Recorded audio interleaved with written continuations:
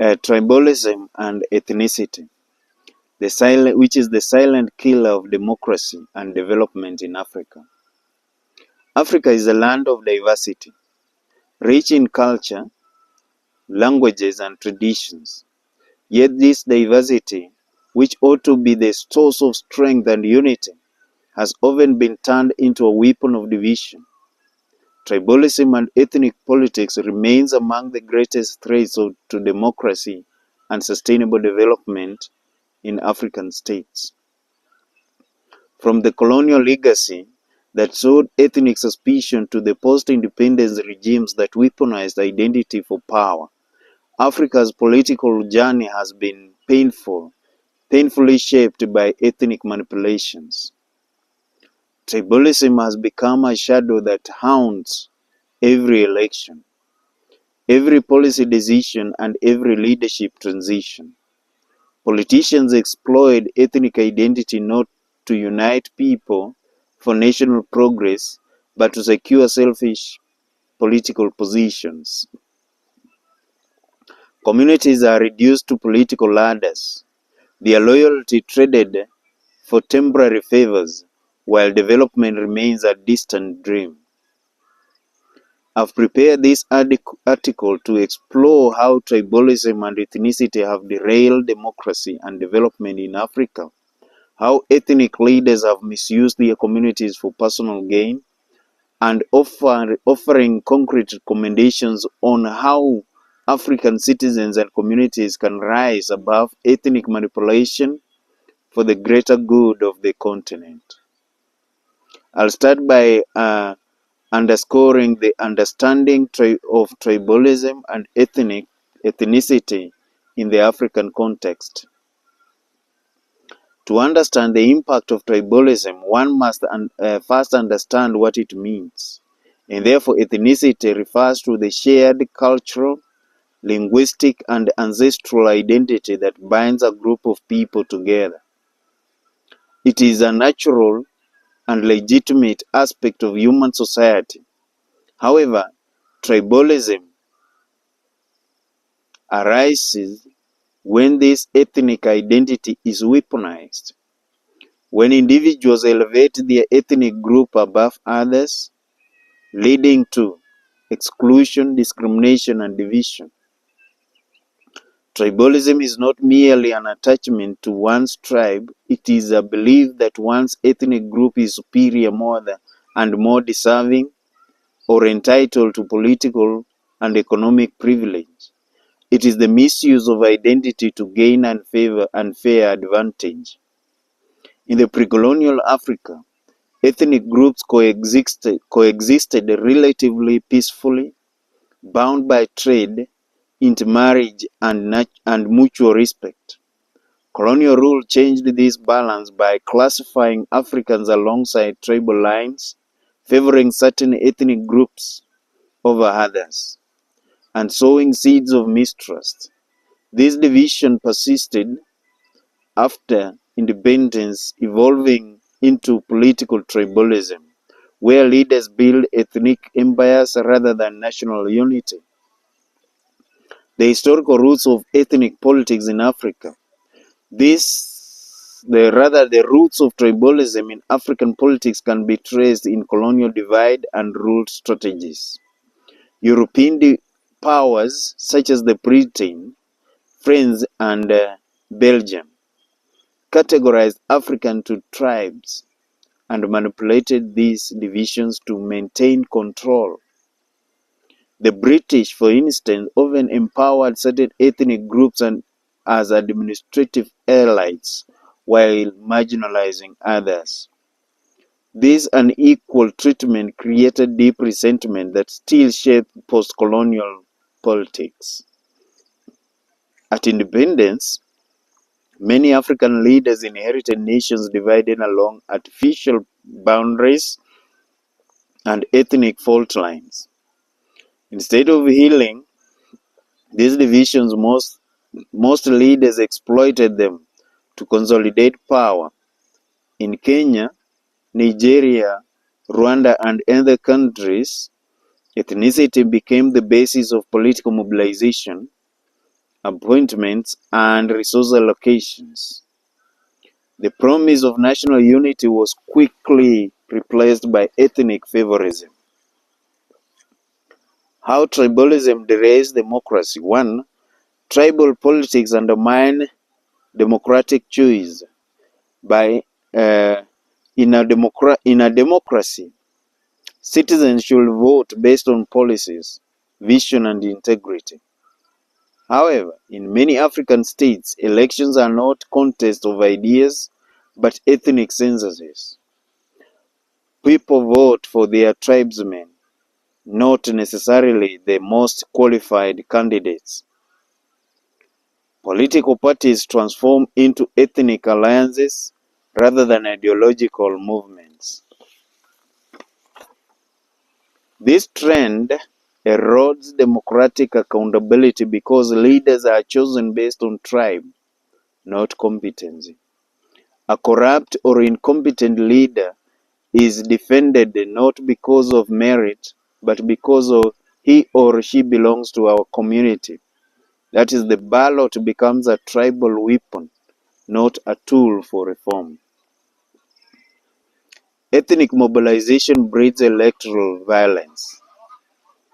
Ethnic competition often turns elections into ethnic warfare. Politicians exploit ethnic pride and historical grievances to incite hostility. Kenya's 2007 and 2008 post-election violence remains a painful reminder of how deadly tribal politics can be. Thousands lost their lives and millions were displaced, all because of political allies manipulating ethnic identity to dispute power. Instead of uniting people under the shared national vision, elections divide them along tribal lines, leaving scars that take years to heal. We have a tribalism that promotes corruption and patronage. When leaders rise to power through ethnic loyalty rather than merit, they feel obligated to reward their tribesmen. Public officers, or other offices, become ethnic zones and national resources are distributed along the tribal lines. This culture of favorism destroys meritocracy and promotes inefficiency in governance. Development projects are prioritized based on political loyalty rather than need. Therefore, corruption becomes a system because appointments, contracts, and tenders are awarded to the tribe rather the right tribe. In many African states, this has turned public service into ethnic service, where primary goal of governance is to enrich one's ethnic base. Then we have the weak institutions and the erosion of rule of law. Democracy thrives where institutions are independent and impartial. Tribalism weakens these institutions. Courts, police, and public service become politicized and ethnicized. When justice is viewed through tribal lenses, confidence in national institutions therefore collapses. Citizens no longer see themselves as equal under the law. Instead, they believe that power belongs to our tribe and that justice favors those in power. This mentality cripples democracy and breeds apathy among citizens. How tribalism can derail development. 1. Unequal distribution of resources. Ethnic politics distorts resource allocations. Development becomes concentrated in regions that support the ruling tribe, while others are deliberately marginalized. Roads, hospitals, schools, and industries are built not where they are needed most, but where political loyalty is strongest. This kind of inequality breeds resentment and regional imbalance. undermining the national cohesion instead of fighting poverty together. Communities therefore compete for state favor. National development plans are replaced by tribal development projects. Then we have the economic exclusion and unemployment. When public appointments and business opportunities are distributed along ethnic lines, qualified citizens from other groups are locked out. This promotes inefficiency, brain drain, and unemployment. It also discourages innovation, as people see connections, not competency, as the key to success. 3, we have conflict and insecurity. Ethnic favorism fuels intertribal tensions and sometimes outright conflict.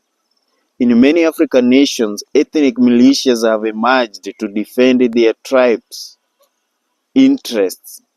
Such conflicts destroy infrastructure, displace population, and consume national resources that could have been used for development. Then we have standard national identity. A nation cannot progress without shared sense of purpose. Tribalism fractures this unity. When people see themselves as Kikuyu, as Luo, as Yoruba, as Hausa, as Zulu, or as Shona, before seeing themselves as either Kenyans, Nigerians, or Zimbabweans, then national identity becomes hollow. Without unity, development is fragmented. Citizens become suspicious of one another and national vision loses the meaning. How ethnic leaders exploit their communities. One of the greatest strategies, or rather tragedies in Africa's political story is how ethnic leaders exploited their people's loyalty for selfish gains. Ethnic mobilization is often disguised as a defending community interest, but in truth, it serves personal ambition. The politics of fear. Ethnic leaders thrive on fear. Fear is exclusion, fear of exclusion, fear of oppression, and fear of marginalization. They tell their communities, if we don't vote for one of our own, we will suffer. This narrative manipulates genuine historical grievances for political mileage. Once in power, these leaders enrich themselves while their communities remain poor and disillusioned. The illusion of representation is another factor. Many ethnic leaders portray themselves as community representatives, yet they never consult or empower their people once elected. They secure positions, accumulate wealth, and abandon their promises. When election approach, they return to their people with the handouts and slogans, repeating the same deception. This cycle of betrayal keeps communities trapped in poverty and dependency. We have ethnic bargaining for personal gain. During coalition negotiations, ethnic leaders often bargain not for the policies that benefit their communities but for personal rewards, cabinet posts, business contracts, or immunity from prosecution. They turn communities' loyalty into a commodity for political trading. Once they get their share, they forget the people they claimed to defend. Then we also have the suppression of dissent within the tribe. Ethnic politics discourages independent thought. Anyone who challenges the tribal leader is branded a traitor. This stifles democracy even within communities. People fear speaking against bad leadership because of ethnic pressure. But we have consequences of tribalism on African states. One, the effects of tribalism is visible in nearly every African nation, from political instability in Southern Sudan to election violence in Kenya, from corruption in Nigeria to nepotism in Uganda. The story is the same. Tribalism erodes progress. The consequences include: 1. Persistent poverty despite abundant resources. 2. Cycles of political violence and displacement. 3. Distrust in institutions and leadership. 4. Youth disillusionment with politics. 5. Brain drain and declining patriotism. A continent blessed with the talent and political potential remains stuck in underdevelopment, not because of lack of ideas, but because of the moral and ethnic blindness. The way forward, or rather how to overcome tribalism and ethnic politics. 1. Promote civic education and political awareness. Communities must be educated to understand that political power should serve a nation, not the tribe. Civic education should teach voters to judge leaders by their integrity, competence, and vision, not their surname or ethnicity. Young people especially must learn that their future depends on the issue-based politics, not ethnic alliances. 2 is strengthening the national institutions. Independent and fair institutions are the antidote to tribalism. Electoral bodies, courts, and public service commissions must be insulated from political interference. Recruitment and promotion should be merit-based to restore faith in the system. Encourage inter-ethnic cooperation. Governments and civil society should promote programs that foster intertribal cooperation through education, exchanges, sports, cultural events, and economic partnership. When people work together, prejudices fade and unity grows. Then enforce laws against hate speech and ethnic incitement. Politicians who incite ethnic hatred must face legal consequences. No one should be above the law. Tolerance and respect should be enshrined in both the constitution and social practices. Then we have the reward issue-based politics. Communities should support leaders who prioritize development, peace, and accountability. Ethnic mobilization should only be accepted when it benefits all. For example, to demand equitable distribution of resources, not to gain position for individuals. Then we have media responsibility, where the media must stop amplifying ethnic divisions. Instead, it should highlight national issues and promote unity and expose leaders who exploit tribes for personal gain. We have leadership transformation, where leaders must rise beyond tribal loyalty and embrace national service. Africa needs visionary leaders who see the whole continent as their community. Leadership training and moral reawakening should be integral to governance. Then we have the looking at how communities should behave during elections. During elections, communities hold the real power, the power of the vote. Yet too often they surrender it to manipulative elites.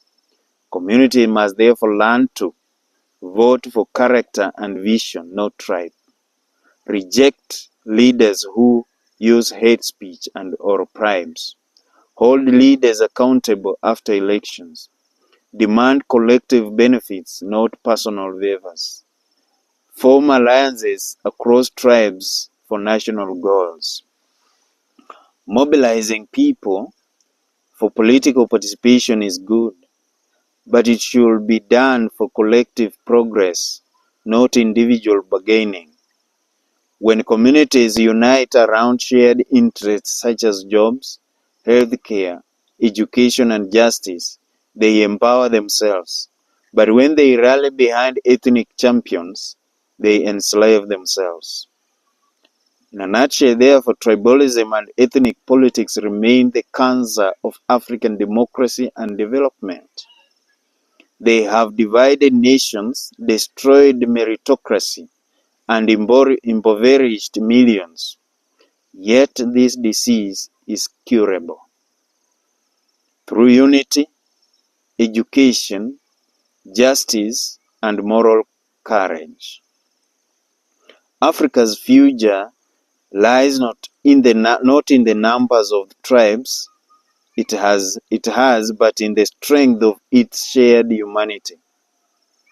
The destiny of the continent will be written by citizens who refuse to be manipulated, people who see beyond tribe to the common dream of the prosperity, peace, and dignity.